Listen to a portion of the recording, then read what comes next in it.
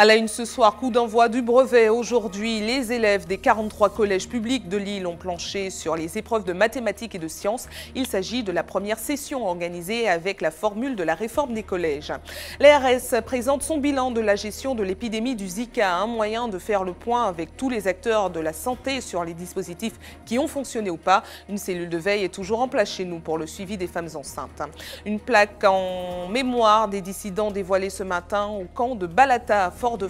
La cérémonie commémorative s'est déroulée en présence des autorités pour saluer la mémoire des Martiniquais entrés en dissidence en juin 1944. Et puis, la sélection de Martinique de volley-ball peaufine sa préparation en vue du second tour qualificatif du championnat du monde. À 3 jours du départ pour Trinidad, Eddie Herrial et ses hommes ciblent les défauts à corriger. Bonsoir à tous, bienvenue dans cette tranche info que vous pouvez suivre en direct sur Facebook. Les premières épreuves du brevet ont commencé ce matin dans les 43 collèges publics de Lille. Des examens qui se tiendront sur 2 jours. Aujourd'hui, les élèves ont planché sur les mathématiques et les sciences. Alizé Lutran et Michelet François se sont rendus au collège de Saint-Joseph à la rencontre des 165 candidats de l'établissement. Regarde. Quelques instants avant le début de l'examen, le silence est presque religieux. Les élèves sont concentrés, mais ne semblent pas stressés outre mesure. Je me sens bien, ça peut aller, ça va. Tu es confiante? Oui. Pourquoi? Parce que j'ai bien révisé et voilà. Les maths, c'est mon ami, c'est mon meilleur ami. Franchement, je pense j'en aurai aucun problème à réussir l'épreuve de maths. Les professeurs livrent leurs dernières recommandations. Vous vérifierez bien que vos sujets comportent bien 6 pages. 8 heures, le top départ de l'épreuve de mathématiques est donné en simultané avec les collèges de l'Hexagone. C'est parti pour 2 heures. Créé il y a 60 ans, le brevet a connu de nombreux ajustements au fil du temps. Depuis l'application de la réforme des collèges à la rentrée 2016, l'examen a une nouvelle fois subi quelques modifications. Au menu de ces 2 jours, 4 épreuves écrites, dont certaines anticipées durant l'année, le tout noté sur un barème de 700 points. Cette année, voilà, ils ont l'épreuve de sciences qui suit l'épreuve de maths et l'épreuve d'histoire et de français qui sont un peu plus liées. C'est la grande différence. Autrefois, pour que le brevet soit validé, il fallait que les élèves aient validé leur socle commun de compétences. Aujourd'hui, le socle commun de compétences apporte des points directement pour le brevet. 400 points sur les 700, donc une grande partie du brevet. Bon, on va dire que pour nos élèves, la plupart des élèves ont acquis leur brevet quasiment avant de passer les épreuves écrites. 5148 collégiens de 3e sont inscrits cette année au brevet dans l'Académie de Martinique. Si son obtention n'est pas déterminante pour passer en seconde, l'examen marque le passage symbolique du monde de l'enfance à celui de l'adolescence, un premier pied à l'étrier auquel il a fallu préparer les élèves. Cette année, les élèves ont été préparés bien sûr pendant leurs heures de cours traditionnelles, 26 heures de cours par semaine, et quelques vendredis après-midi sur des ateliers spécifiques. Et ensuite, depuis une semaine, pendant une petite semaine, les élèves ont eu une sorte de stage intensif dans lesquels ils ont pu réviser toutes les matières du brevet. Le brevet est un peu le laboratoire du baccalauréat. Cette année, on note les compétences. Il y a de fortes chances pour que dans les années à venir, on note les compétences au niveau du baccalauréat. 11 heures, fin de la première épreuve de mathématiques souvent redoutée, mais les élèves ressortent plutôt confiants. Mais ça s'est bien passé et voilà, c'était un peu facile. Pour certaines questions, je ne savais pas vraiment la réponse, j'avais des doutes, mais sinon dans l'ensemble c'était plutôt simple. C'était stressant et un petit peu flippant. Je surveillais beaucoup l'heure, du coup ça m'a aidé, mais dans l'ensemble ça a été, j'ai pu tout terminer. Il y a quelques exercices très difficiles, mais j'ai réussi à me débrouiller. Demain, les élèves de 3e plancheront sur l'histoire géo et le français. Les résultats seront rendus publics le 11 juillet prochain dans les établissements et sur le site de l'Académie. Un premier sésame pour les 833 000 collégiens à travers la France. L'année dernière, un peu plus de 87% d'entre eux l'avaient décroché. Au chapitre santé, l'ARS a présenté ce matin son bilan de la gestion de l'épidémie du Zika, en présence des professionnels de santé, des responsables d'associations et des représentants de l'État. Il s'agissait de vérifier ce qui avait plus ou moins bien fonctionné. Il faut savoir que si l'épidémie de Zika est terminée, le moustique Aïdes est toujours présent chez nous et un dispositif de veille est en place pour le suivi des femmes enceintes. Explication de Louis Sabas. 34 semaines d'épidémie, 36 100 personnes recensées. Le Zika est encore dans toutes les mémoires en Martinique. Et si la phase épidémiologique est terminée depuis septembre 2016, la vigilance est toujours de mise, notamment en ce qui concerne les femmes enceintes exposées au virus durant cette période. Le risque qu'on a, c'est d'avoir une infection de l'embryon ou du fœtus, infection qui peut provoquer soit des malformations assez importantes, et ça, normalement, on les détecte pendant le suivi échographique au cours de la grossesse, mais il peut y avoir des anomalies qui ne se révèlent que plus tard, après la naissance, ce qui fait que non seulement on fait un suivi rapproché pour les femmes enceintes, mais les enfants qui sont nés de femmes qui ont eu le Zika pendant la grossesse doivent être surveillés régulièrement pendant au moins 2 ans. Depuis, ce sont 574 enfants qui sont suivis. Aucun cas n'a été recensé depuis février dernier, mais au plus fort de l'épidémie de Zika, ce sont 1140 cas hebdomadaires qui étaient déclarés. En cause, le moustique Aedes aegypti, le vecteur d'une maladie qui, dans un premier temps, a surpris les autorités sanitaires. Quand on se retrouve comme ça avec une maladie nouvelle et puis qu'au fur et à mesure on apprend des choses sur sa complexité, il y a des éléments qui sont à la fois positifs et négatifs. Alors, ce qu'il y a de positif, c'est qu'au fur et à mesure qu'on apprend que c'est complexe, il y a une meilleure appropriation du sujet. On va dire que l'ensemble de la population martiniquaise s'est sentie peut-être un peu plus investi, mais les effets négatifs sont plutôt en termes de gestion, d'adaptation du discours. Prospection de gîtes à moustiques, pulvérisation, gestion des déchets, création d'un comité de pilotage ou encore augmentation de la capacité du service de réanimation.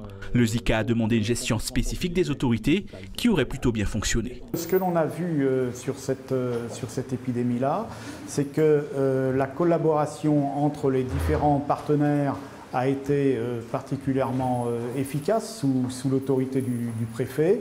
On a eu de bonnes collaborations entre les services de l'ARS et le CHUM.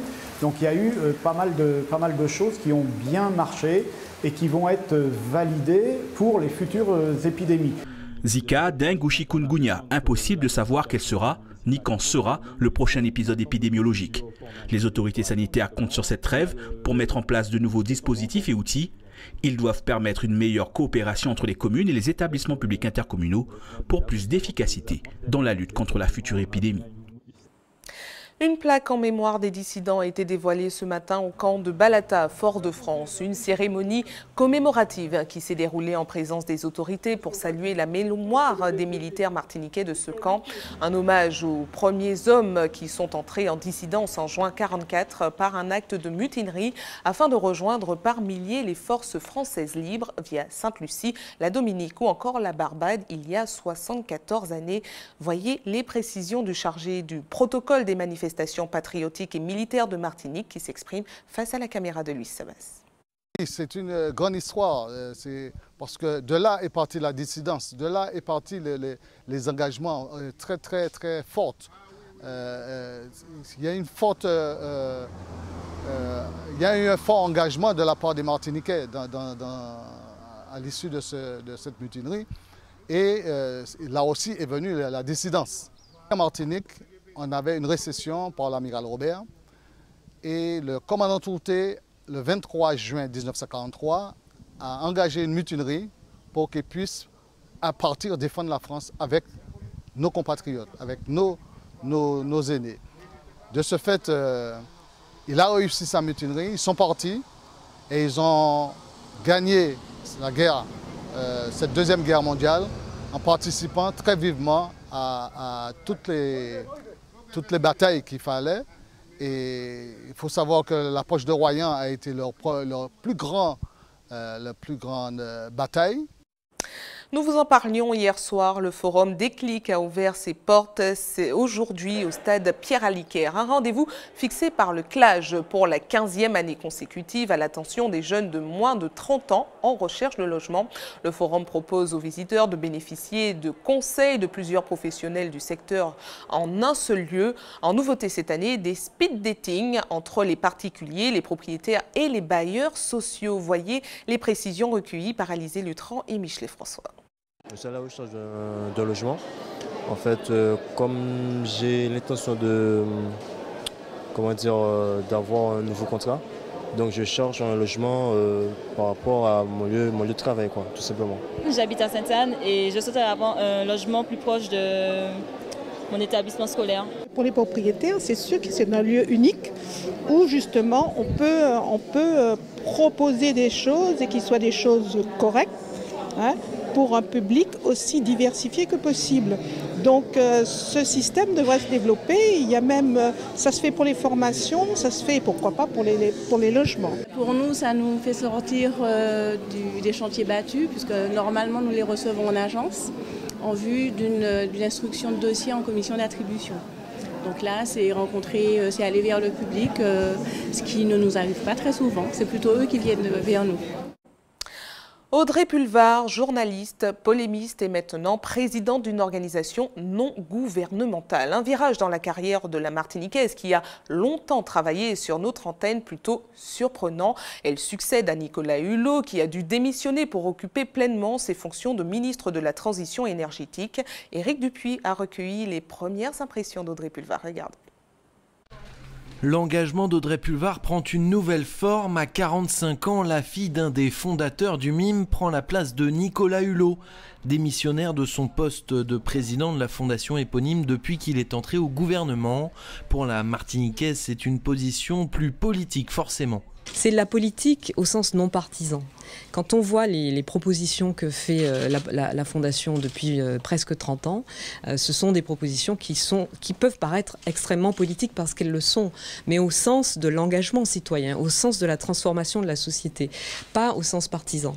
Donc non, je ne me mets pas en marche, je ne fais pas partie d'un parti politique, mais d'une mobilisation citoyenne, oui. 27 ans après sa création, l'établissement change de tête d'affiche et de nom aussi, mais la Fondation pour la Nature et l'Homme veut poursuivre son rôle de lanceur d'alerte. Nous, ce qu'on recherche, c'est quelqu'un qui sache parler au grand public, qui sache médiatiser des propositions, des connaissances, qui le fasse avec talent, avec conviction. Donc il nous a semblé que Audrey Pulvar correspondait parfaitement à notre besoin. La journaliste compte bien s'investir et faire aussi mieux connaître au grand public les difficultés environnementales des territoires d'outre-mer. On m'a parlé de ces questions liées à l'outre-mer, et il y a le Pacifique, mais il y a aussi des questions sur l'ensemble des départements et des régions d'outre-mer qui sont assez sous-traitées en fait. Donc ça fera partie évidemment des sujets dont nous allons parler, mais je ne vais pas prioriser l'outre-mer français, mais l'outre-mer français fait partie des sujets importants. Ce nouveau poste est bénévole. La Martiniquaise doit discuter avec son principal employeur pour poursuivre ou non son activité de présentatrice télé. En attendant, Audrey Pulvar est attendue en fin de semaine au Burkina Faso pour une autre ONG. Son engagement citoyen ne se limitera pas à l'écologie. Restez avec nous à suivre. Dans un instant, nous irons en Guadeloupe avec une crèche qui crée la polémique dans la commune du Lamentin. Les parents d'élèves ont bloqué l'accès à l'établissement pour dénoncer l'insalubrité des locaux. Une matinée formation dating a été organisée aujourd'hui à Cayenne en Guyane, un moyen pour les acteurs du secteur de présenter les différentes offres accessibles sur le territoire. Et puis, Hubert Bornil nous parlera dans notre JT des communes de l'exposition de Mounia, installée à la Villa Chanteclair jusqu'au 10 juillet prochain. Je vous le disais, une crèche au Lamentin en Guadeloupe crée la polémique. Selon les parents, l'accueil des tout-petits serait désastreux, des sanitaires insalubres, des bébés qui ne mangent pas à leur faim. Les parents en colère ont décidé ce matin de bloquer l'accès à l'établissement. C'est un reportage d'Yvan Lemar. Regarde. Depuis 6 heures, la crèche Marcel Cheval du Lamentin est bloquée. Les parents des enfants, à l'origine du blocage, dénoncent une mauvaise gestion de la structure. Ce qui nous a mis la puce à l'oreille, ce sont les prélèvements intempestifs qu'on a eus sur nos comptes en début d'année. Donc très mal gérés par la direction qui ne nous donnait aucune explication, qui n'a voulu d'ailleurs nous donner aucune explication. Ensuite, nous avons fait des recommandés pour avoir des entretiens restés sans réponse.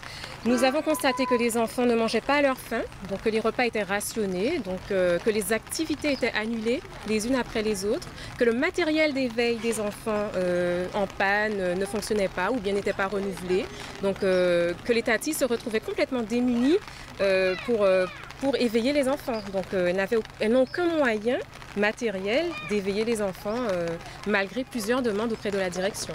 Et à ce jour, on n'a eu aucun retour de la direction depuis janvier 2017.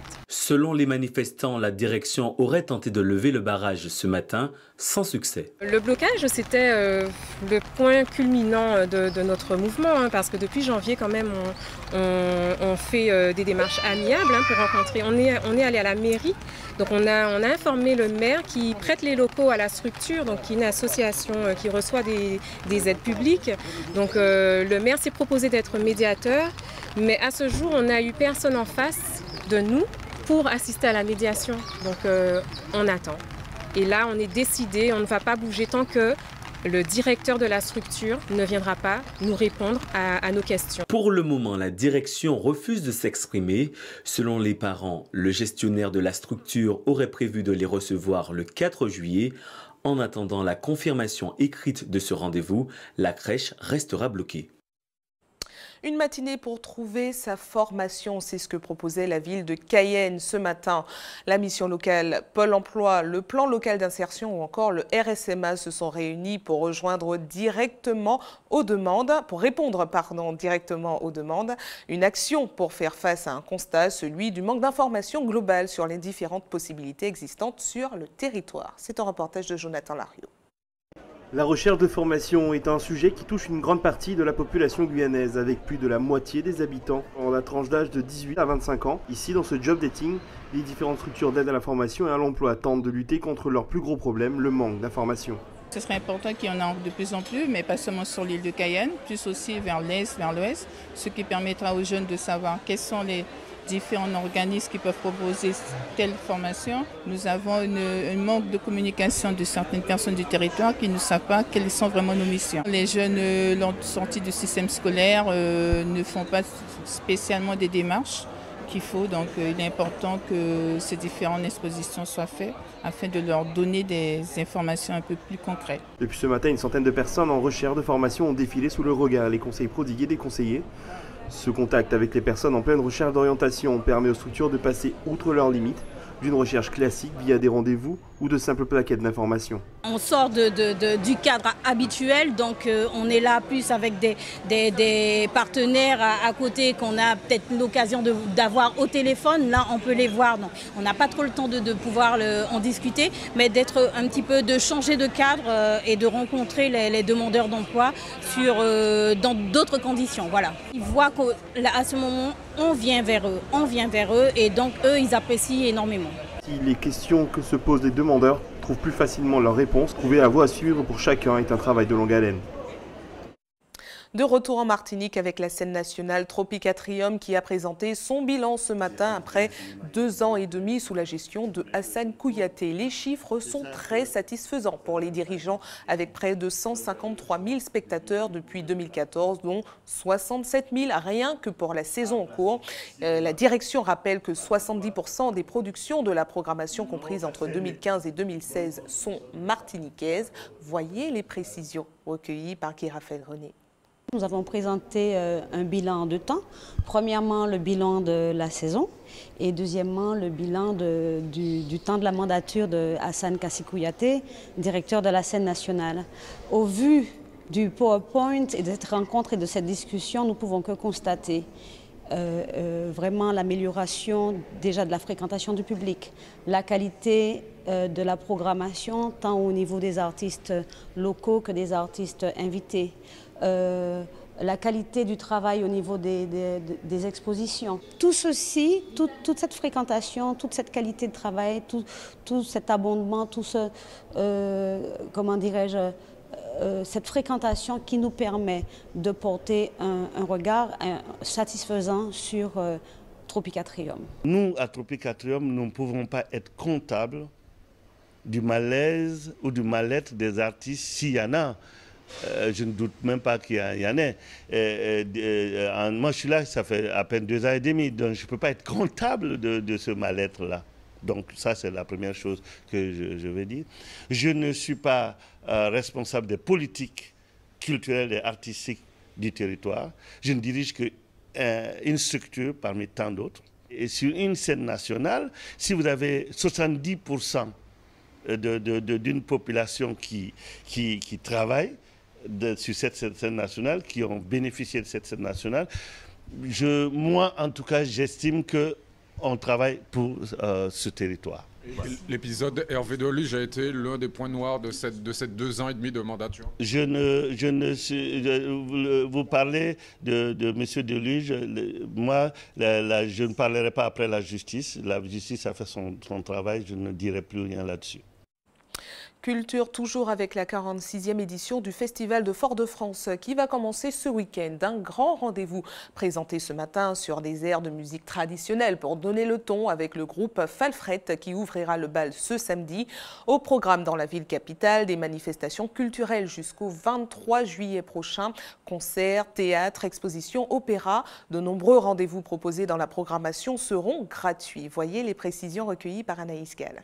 Ça fait 46 ans que la ville de Fort-de-France se bat pour maintenir ce festival, pour mettre la culture en avant, que ce soit la nôtre ou la culture du reste du monde.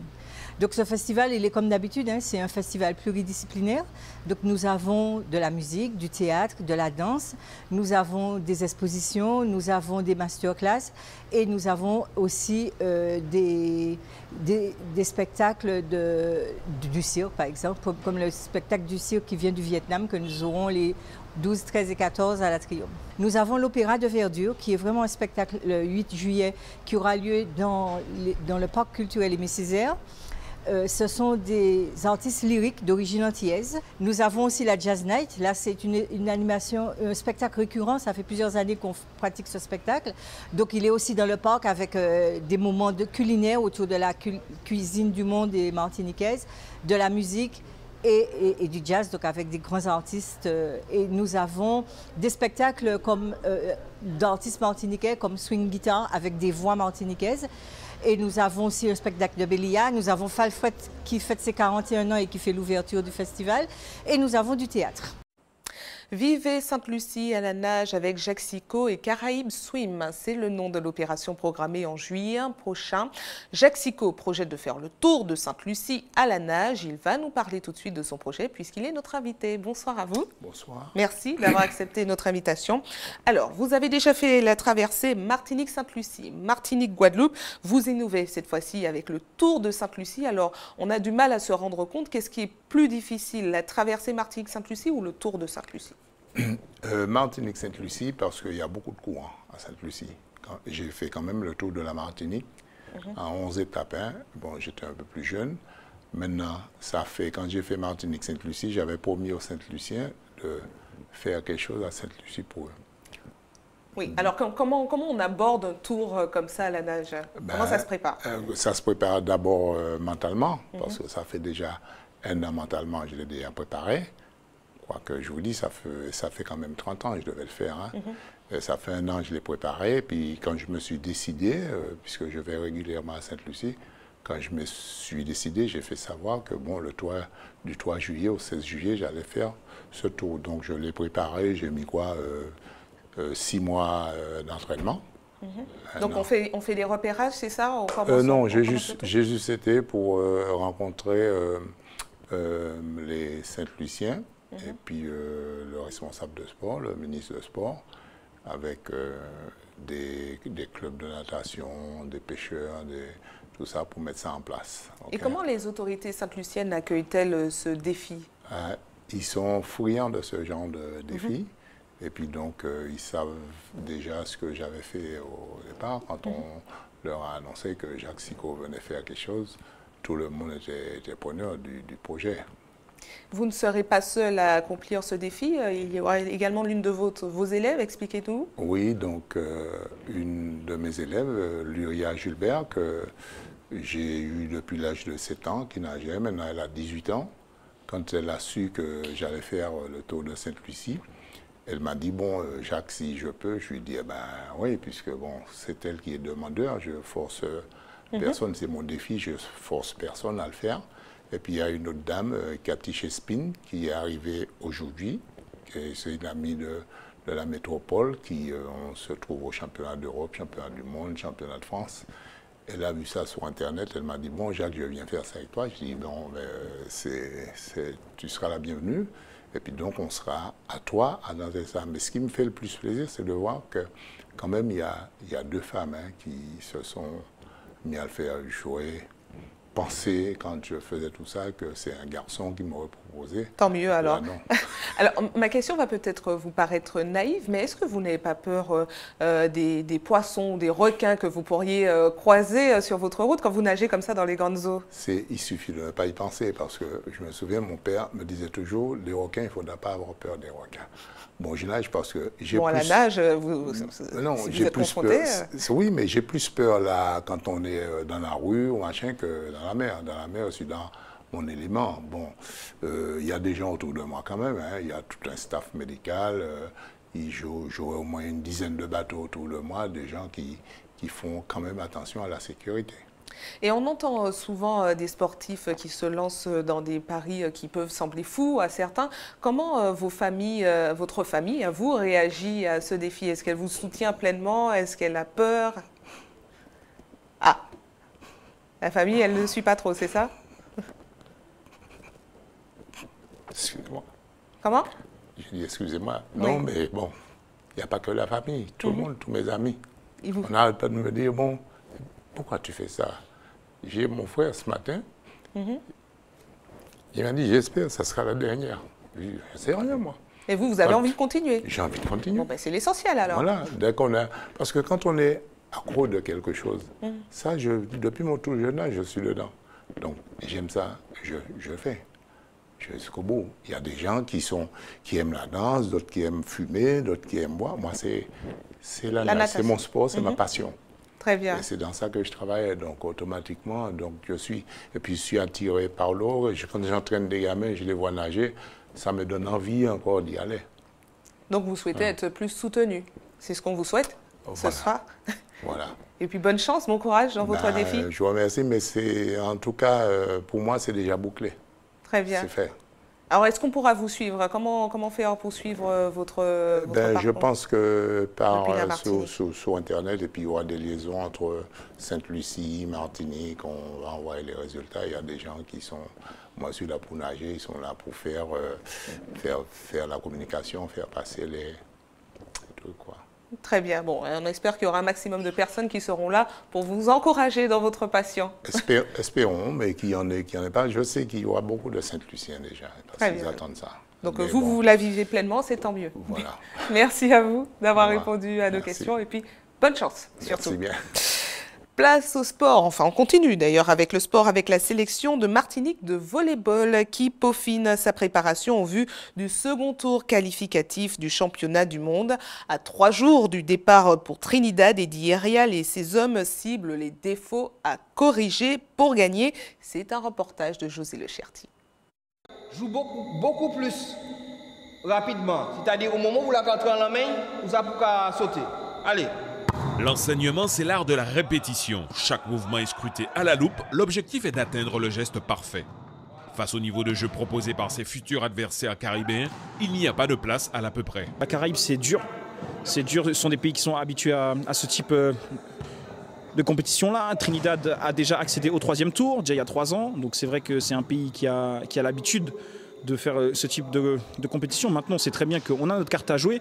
Et puis on part en tant qu'outsider. On connaît un peu la compétition, donc on s'était fait battre un peu contre Suriname justement chez eux. Donc on va essayer d'y remédier parce qu'on a l'apport de professionnels avec nous, donc on espère passer ce tour-là.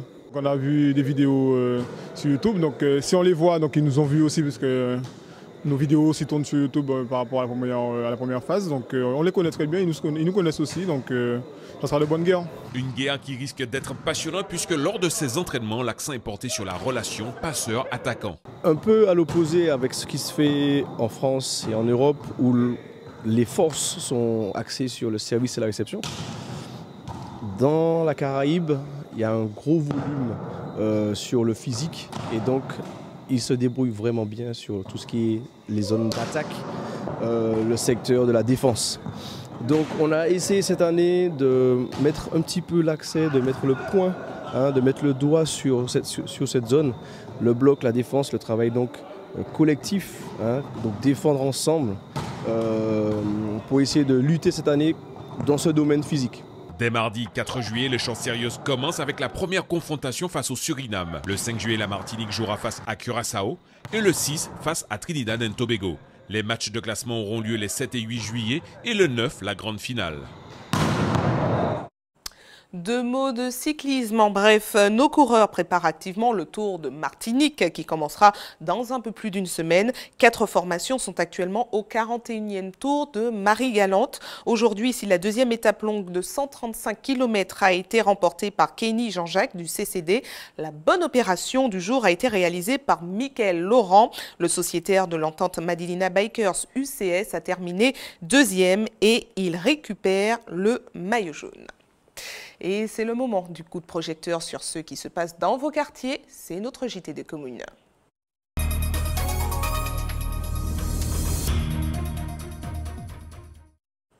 Un JT des communes qui commence à la Villa Chanteclair à Fort-de-France. Mounia y expose ses toiles jusqu'au 10 juillet prochain. Une trentaine d'œuvres pour faire parler les sentiments, les meilleurs, puisque l'exposition a été baptisée Rêve Bonheur. Hubert Bornil et Loïc Régis vous la présentent. Regarde. Des grandes scènes à la peinture. Mounia est une femme surprenante. Cette exposition nous invite au bonheur. Il est où le bonheur? Il est où? Il est où? Il est où le bonheur? Il est où? Bienvenue à Villa Chanteclair, à l'expo Mounia. Rêve de bonheur, rêve bonheur. Alors tout d'abord, battle, il y a un jeu de mots. Je vous présente Bonne Aventure. Mounia, une artiste à qui décidément tout semble réussir. Une longue carrière comme mannequin chez Yves Saint Laurent, la musique aux côtés de Jeff Joseph et maintenant sa peinture qui évoque des sentiments. Le Grand Bleu, ce tableau représente rêve de bonheur. C'est-à-dire vraiment tout ce qu'on a autour de soi qui pourrait vous attribuer du bonheur.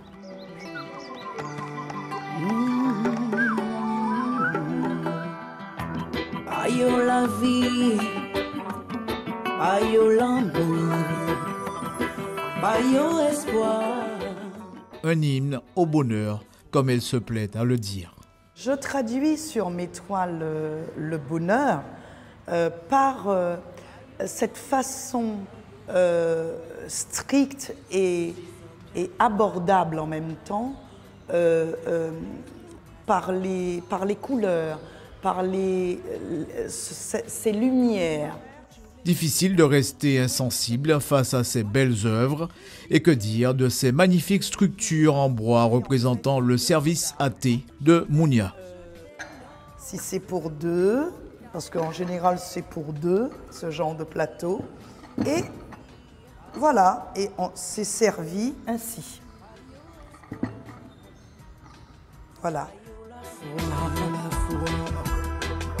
Aïe la vie, aïe la vie, aïe espoir. Une expo qui mérite vraiment le détour. L'artiste vous accueille en journée continue jusqu'au 3 juillet. Information pratique avant de refermer cette édition pour ceux qui souhaitent faire un don de sang demain. Comme chaque vendredi, un camion de l'EFS sera stationné sur le parking de la Grande Récré de 13h à 18h à Cocotte-du-Cos. Une équipe de l'EFS sera également à votre disposition de 9h à 16h à la Maison du Don au CHU Pierre Zoda-Kittmann au quartier Lamena à Fort-de-France. Et c'est la fin de ce journal local et régional. Mais ne bougez pas, on se retrouve dans une poignée de secondes avec un check. A tout de suite.